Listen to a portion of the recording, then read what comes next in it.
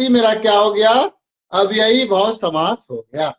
ठीक है, प्रतिदिन हो गया। उसके बाद फिर देखिए आजन्म।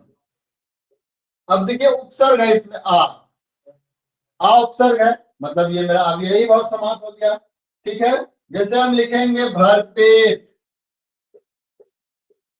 तो यहां देखिए भर है उपसर्ग। जो शब्द किसी जो उपसर्ग किसे कहते हैं, जो शब्दांश के आगे में लगकर उसका अर्थ को बदल देता है, उसको उपसर्ग कहते हैं। तो ये आगे में लगता है उपसर्ग, देखिए सब में आगे में उपसर्ग आगे में लगता है और प्रत्यय पीछे लगता है। ठीक है, तो यहाँ पे उपसर्ग के बारे में हम बता रहे हैं कि उपसर्ग जो है, ये सभी उपसर्ग, बहुत सारे उपसर्ग हैं। ठीक है, तो जिन शब्दों के प्रारंभ में उपसर्ग जुड़े हो उसको अव्ययी भाव समास कहते हैं। इसका परिभाषा हम लिखा है, लेकिन यहाँ पे सिर्फ हम ठीक बता रहे हैं आप लोग। ठीक है, जैसे कि अब हम लिखेंगे अनुरूप। अनुरूप देखिए यहाँ पे अनु उपसर्ग है, अनु भी उपसर्ग है। ठीक है, ये आपका हो गया अव्ययी भाव समास। उसके बाद फिर आता है आपका, इसमें और एग्जाम्पल दे देखिए, यथाशक्ति। यथाशक्ति देखिए, शक्ति के आगे यथा जुटा हुआ है, यथा, ये मेरा क्या हो गया, अव्ययी भाव समास हो गया। ठीक है, उसके बाद सेकेंड आता है आपका तत्पुरुष समास। तत्पुरुष समास, तो तत्पुरुष समास का परिभाषा हम दिए हैं। तत्पुरुष समास में क्या होता है, तत्पुरुष समास में उत्तर पद प्रधान होता है। तत्पुरुष समास में उत्तर पद प्रधान होता है। ठीक है, तो अब जैसे हम बताएंगे इसमें ट्रिक के साथ, इसको हम बता रहे हैं, ट्रिक के साथ इसको समझिएगा। तो ट्रिक के साथ क्या हो जाएगा, समास को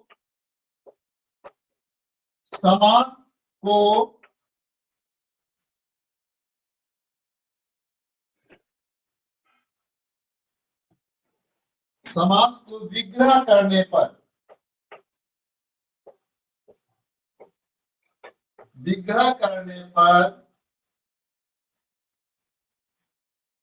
बीच में का के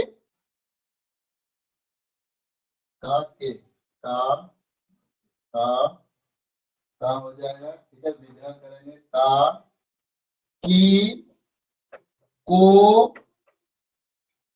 के लिए, में, पर, से।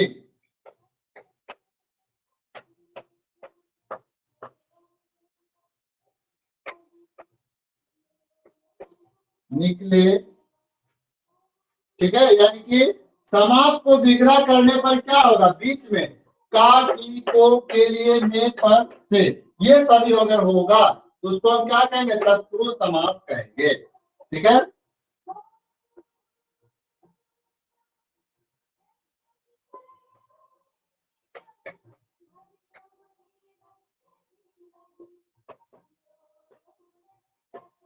तत्पुरुष समास होगा। अगर हम विग्रह करेंगे, समास को तोड़ेंगे, तो तोड़ने के बाद उस समास में हमको का, की, को, के लिए, में, पर, से, ये सभी दिखाई देगा, ये सभी होगा। ठीक है, तो उसको हम समझेंगे ये तत्पुरुष समास है। ठीक है, जैसे कि देखिए, जैसे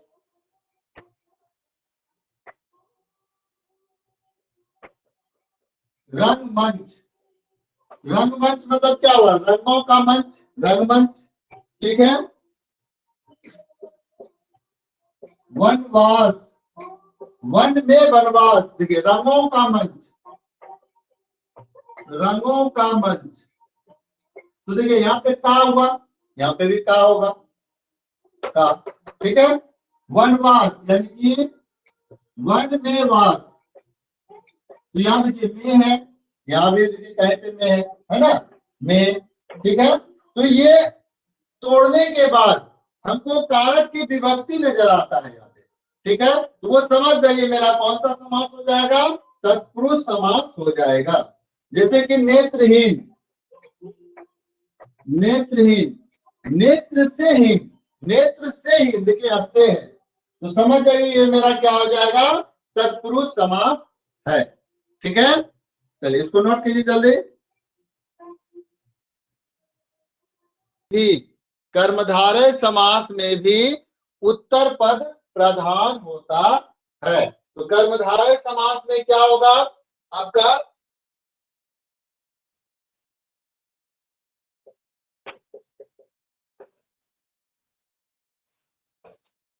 शब्द के दूसरे पद, शब्द के दूसरे पद, दूसरे पद मतलब क्या हुआ, उत्तर पद, दूसरे पद का मतलब क्या हुआ, उत्तर पद। तो शब्द के दूसरे पद की विशेषता बताई जाती है।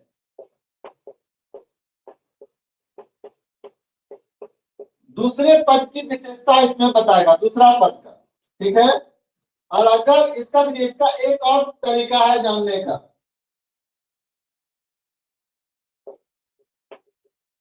कर्मधारय समास में समास को पहचानने के लिए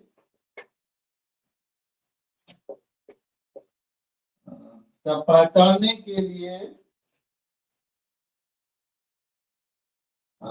करना पड़ता है इसमें, कर्मधारय समास को पहचानने के लिए इसको लिख सकते हैं, समस्त पद लिख सकते हैं,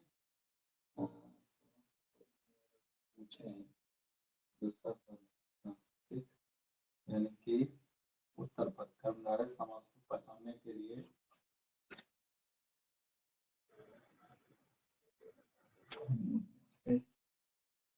कर्मधारय समास को पहचानने के लिए क्या करना पड़ेगा हमको,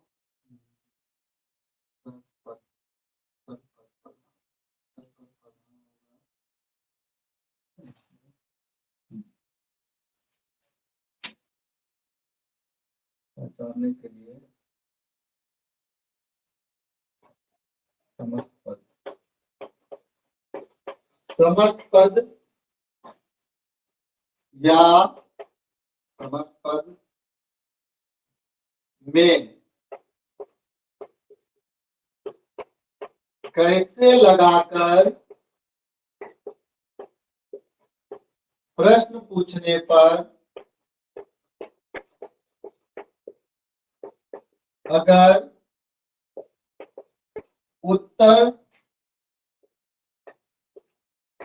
मिल जाता है तो वह समस्त पद,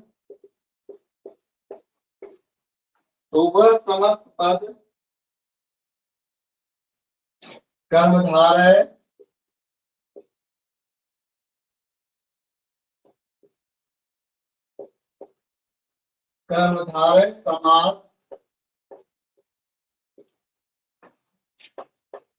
होता है। अब देखिए, जैसे ये ट्रिक है, कैसे लगाकर अगर क्वेश्चन पूछा जाएगा, ठीक है, उत्तर पद में, तो और अगर आंसर मिल गए तो समझ जाइए वो कर्मधारय समास है। कैसे, इसको देखिए, जैसे कि मृग नयन, अब देखिए ये हो गया पूर्व पद, ये हो गया उत्तर पद। अगर हम उत्तर पद में कैसे लगाकर प्रश्न पूछें, देखिए यहां पे हम क्या पूछेंगे,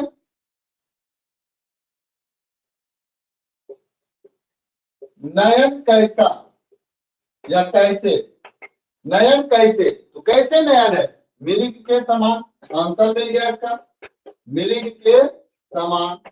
तो अगर हम कैसे लगा के प्रश्न पूछे और आंसर मिल जाए तो समझ जाइए वो मेरा कौन समास है, कर्मधारय समास है। जैसे कि एक और देख लेते हैं, नीला अंबर, यानी कि अंबर कैसा, अंबर कैसा, तो नीला, आंसर में मिल गया। इसमें कैसे लगा के अगर प्रश्न पूछा जाए और आंसर मिल जाए तो समझ जाइए वो मेरा कर्मधारय समास होगा। ठीक है, समझ में आ गया? ये तरीका है, शॉर्टकट नियम। तो द्वंद्व समास को पहचानने का ट्रिक क्या होता है, देखिए एकदम हल्का है द्वंद्व समास।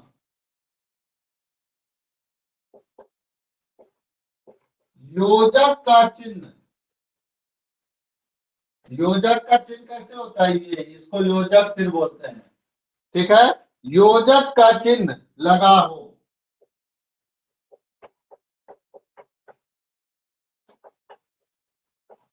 और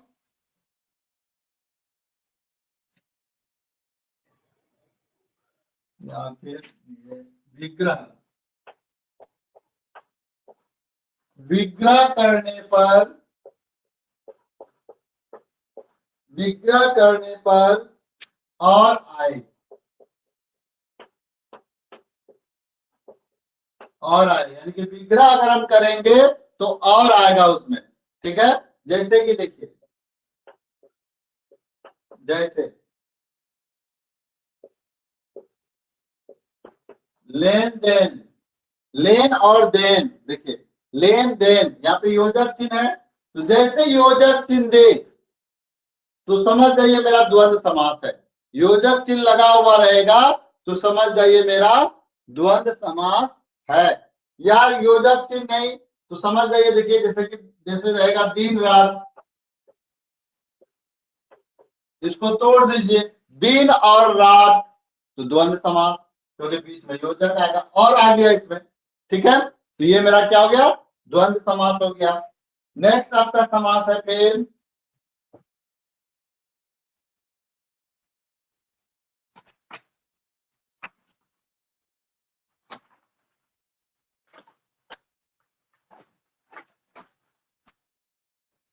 नेक्स्ट समास आता है द्विगु समास।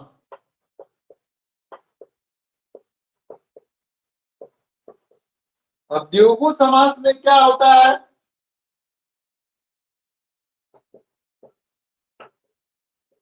इस समास में पहला पद संख्या होती है।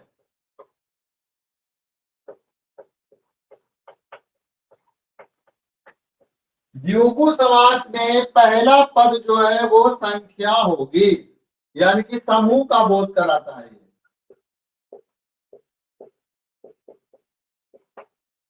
समूह का बोध कराता है। तो द्विगु समास में क्या होता है, पहला पद संख्या रहता है, संख्या। तो पहला पद जैसे संख्या हो, समझ जाइए वो मेरा कौन सा समास हो गया, द्विगु समास हो गया। जैसे संख्या होगा तो समझ जाइए वो मेरा द्विगु समास है। जैसे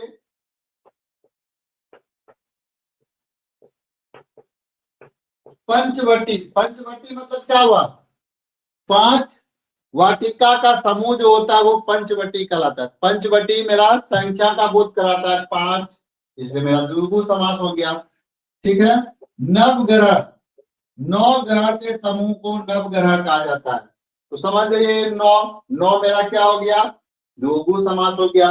ठीक है, क्योंकि संख्या का बोध करा रहा है, इसलिए नवग्रह मेरा क्या हो गया, द्विगु समास हो गया। उसके बाद है बहुव्रीहि समास।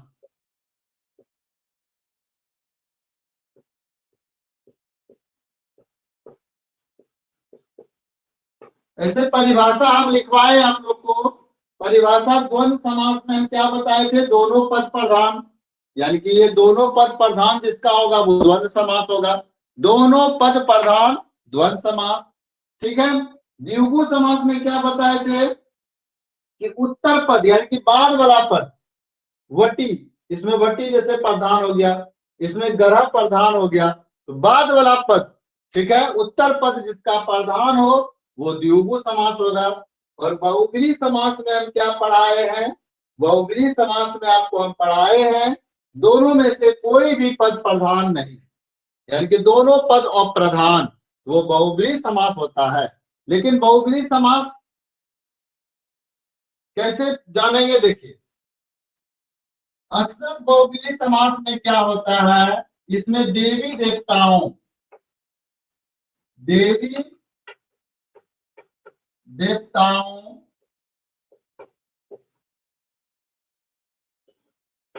के नाम, राक्षसों का नाम, देवी देवताओं का नाम, ठीक है,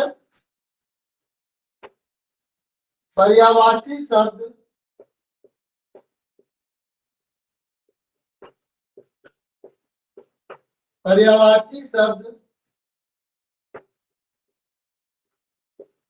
समूह के लिए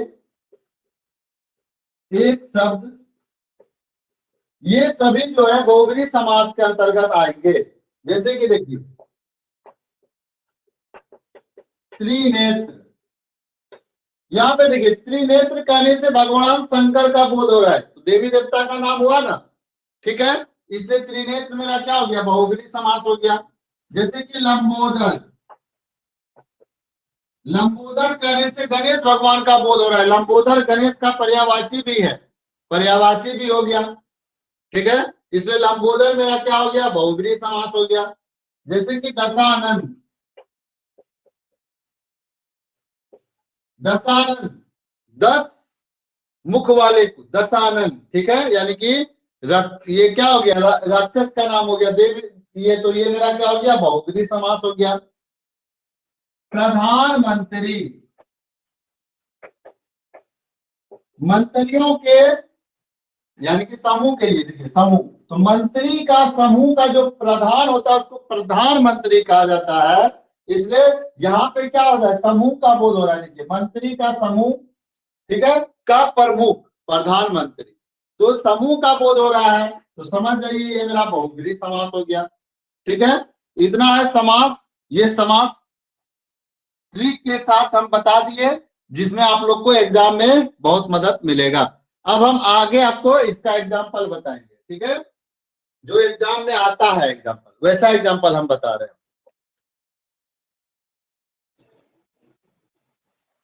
अब फर्स्ट नंबर क्वेश्चन है आज का, ये देखिए, ये सारे क्वेश्चन हिंदी व्याकरण में बिहार बोर्ड, चाहे क्लास 12 का हो या क्लास 10 का हो, ठीक है, तो ये हिंदी व्याकरण जो है ऑल बोर्ड्स में, जो भी बोर्ड्स के एग्जाम होते हैं सभी में समास पूछे जाते हैं, ये सभी एग्जाम्पल एकदम इंपॉर्टेंट है। जैसे कि चौराहा, चौराहा शब्द कौन समास है, कौन समास है, चौराहा शब्द कौन समास है। तो देखिए अभी तो जस्ट हम आप लोग को बताए कि ये जो है पहला पद संख्या अगर हो, पहला पद अगर संख्या हो तो वो कौन से समास कहलाएंगे, द्विगु समास कहलाएंगे। तो चौराहा, चौराहा यानी कि चार, चार राहों का समूह जहाँ पे हो, चार राहों जहाँ पे मिल रहा है, ये मेरा एक रास्ता हुआ, ये मेरा दो रास्ता हुआ, ये तीन हुआ, ये चार हुआ, ये बीच में क्या बन गया, चौराहा, ठीक है, इसी को चौराहा कहा जाता है। तो चार राहों का जहाँ पे मिलन होता है उसको चौराहा कहा जाता है। यहाँ पे संख्या का बोध हुआ चार, तो जिस समास में संख्या का बोध होता है उसको द्विगु समास कहते हैं, इसलिए इसका आंसर क्या हो जाएगा, द्विगु समास, ठीक है। नेक्स्ट क्वेश्चन, भाई बहन, भाई बहन शब्द कौन समास है, भाई बहन शब्द कौन समास है। तो अभी जस्ट हम आप लोग को बताए कि जिस समास में योजक चिन्ह हो, जिस समास में योजक चिन्ह हो उसको द्वंद्व समास कहते हैं। ये भाई बहन में देखिए योजक चिन्ह है, भाई बहन में आपको योजक चिन्ह दिखाई दे रहा है, भाई बहन में योजक चिन्ह दिखाई दे रहा है, योजक ये वाला, ठीक है, इसलिए योजक चिन्ह वाला समास क्या होगा, द्वंद्व समास, द्वंद्व समास।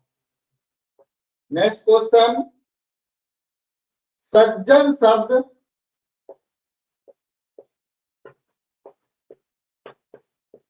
सज्जन शब्द कौन समास है?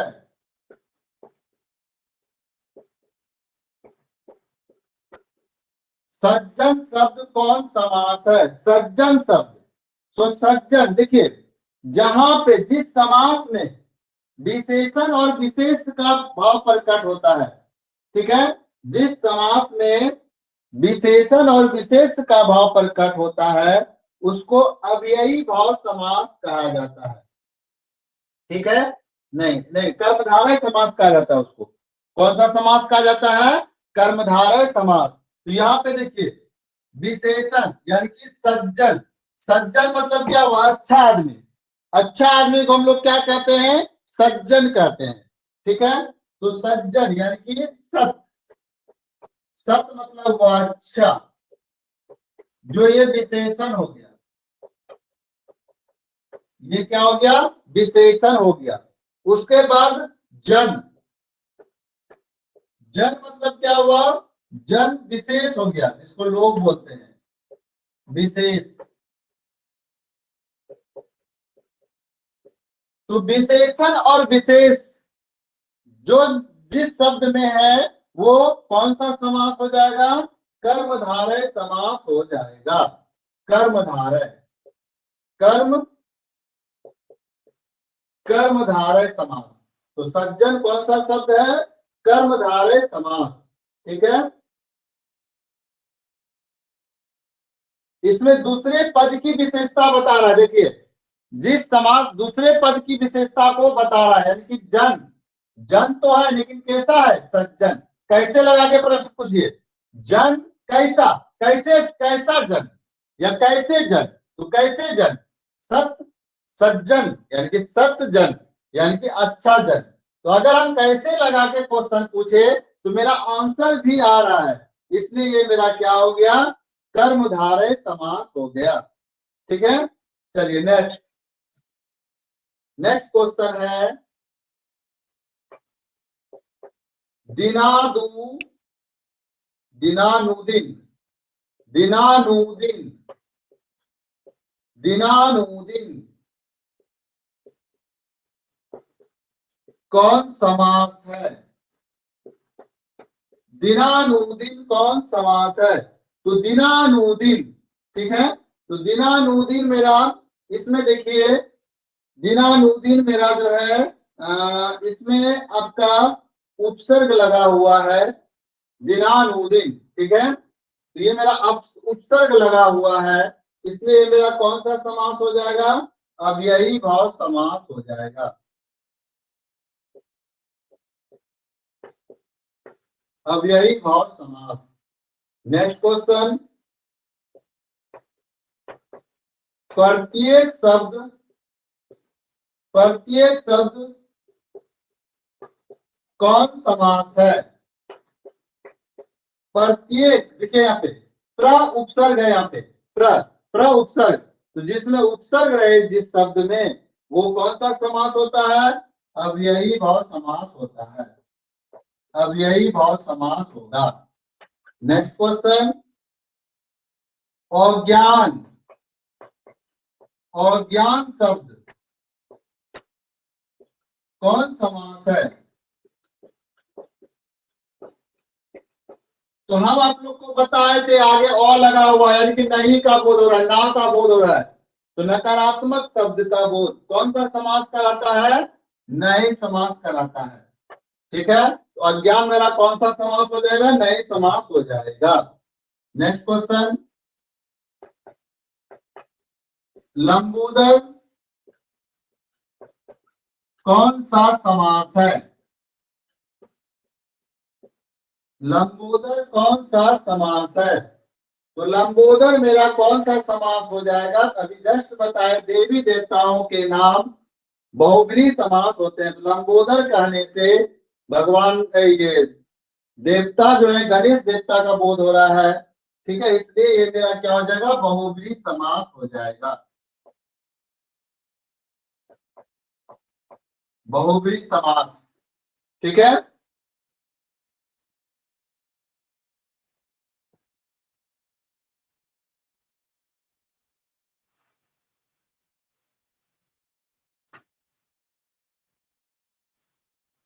नेक्स्ट है,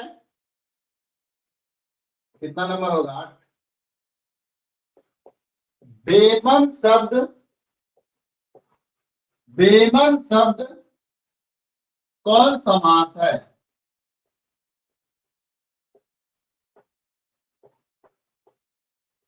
बेमन शब्द कौन समास है? बेमन, तो बेमन शब्द मेरा कौन सा समास हो जाएगा? तो अभी अभी जस्ट हम बताए हैं, अगर हम कैसे लगा के क्वेश्चन पूछें, अगर उससे आंसर मेरा हो जाएगा तो समझ जाइए वो मेरा कर्मधारय समास है। तो मन कैसे, तो मन कैसे, बेमन, ठीक है। तो कैसे लग के को आंसर मिल गया मेरा, इसलिए मेरा क्या हो गया, कर्मधारय समास, कर्मधारय समास। नेक्स्ट क्वेश्चन, राजगृह, राजगृह कौन समास है? राजगृह कौन समास है? तो आपको अभी हम बताए थे, इसमें जब हम तत्पुरुष समास पढ़ा रहे थे तो वहां पे हम बोले थे कि अगर हम इसका विग्रह करें तो वहां पे का, की, को, के लिए, में, पर से, इसका मतलब ये आएगा इसमें। जैसे हम करें गृह, तो राजगृह, तो राजा के गृह घर, तो राजगृह कहा जाता है उसको, ठीक है। तो यहाँ पे का आ गया, राजा का आ गया, तो जैसे यहाँ पे का के किया जाए तो समझ जाइए वो मेरा तत्पुरुष समास है, ठीक है। नेक्स्ट क्वेश्चन, जिस समास में दोनों पदों की प्रधानता, दोनों पदों की प्रधानता होती है, होती है, उसे कहते हैं। जिस समास में दोनों पदों की प्रधानता होती है, दोनों पद प्रधान होते हैं जिसका, उसको कौन सा समास कहते हैं? उसको कहते हैं द्वंद्व समास, द्वंद्व समास। नेक्स्ट क्वेश्चन,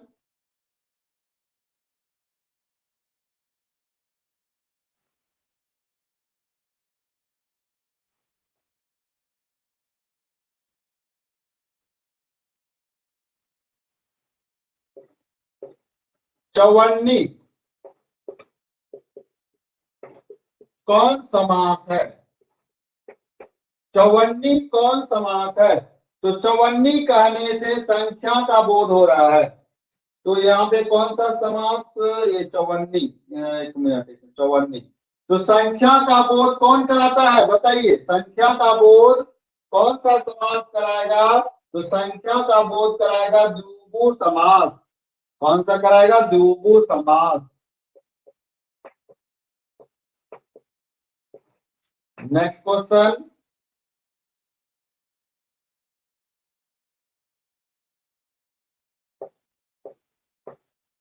कमल नयन कौन सा समास है? कमल नयन कौन समास है? तो कमल नयन, कमल नयन, नयन कैसा? कमल जैसा, तो कैसा लगा के क्वेश्चन आ रहा है, इसलिए कमल नयन कौन सा हो गया समास? कर्मधारय समास। नेक्स्ट क्वेश्चन, नीलांबर, नीलांबर कौन समास है? नीलांबर मतलब क्या हुआ? नीला अंबर, तो अंबर कैसा? नीला, कैसे लगा के क्वेश्चन पूछ रहे, आंसर आ रहा है, इसका मतलब है कर्मधारय समास हो गया ये, ठीक है, कर्मधारय समास। नेक्स्ट, कृष्ण सर कौन समास है? अब देखिए, कृष्ण सर, सर्प कैसा? काला, ठीक है। यहाँ पे देखिए कैसा लगा के आ रहा है, ये भी मेरा क्या हो गया, कर्मधारय। नेक्स्ट क्वेश्चन,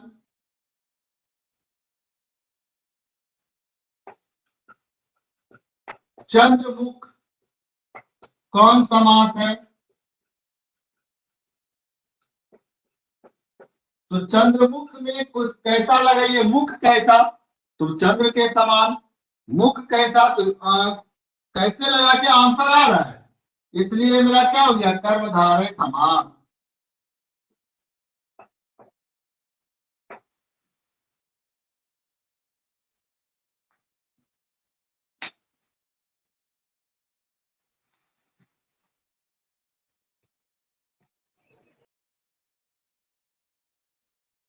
तो आजन्म में कौन सा समास है, आ मेरा उपसर्ग है, इसलिए अब यही बहुत समास हो गया। जन्म मरण में कौन सा समास है, तो जन्म और मरण के बीच में हाइफन है, इसलिए द्वंद्व समास हो गया।